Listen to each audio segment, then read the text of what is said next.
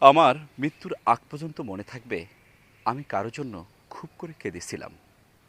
আমার জীবনে যে সময় দুঃখ ছিল, কষ্ট ছিল, আমি জীবনের হতাশার মুহূর্ত দিয়ে সে সময় ফেস করতেছিলাম বিপদের সময়।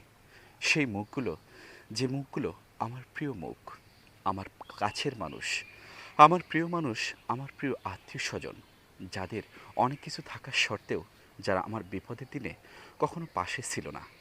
আমাকে দুটো কথা সুন্দর বুঝ দিয়ে কখনো তারা মোটিভেট করেনি।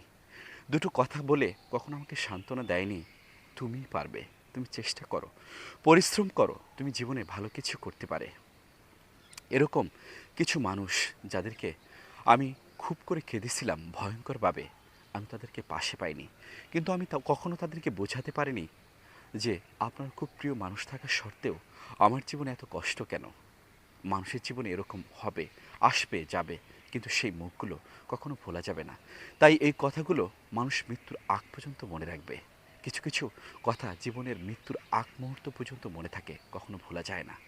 তাই জীবনে যতটুকু পারুন সবসময় ভালো থাকার চেষ্টা করুন, ভালো কিছু করার চেষ্টা করুন। ভালো থাকুন, সুস্থ ও সুন্দর থাকুন। আল্লাহ হাফেজ।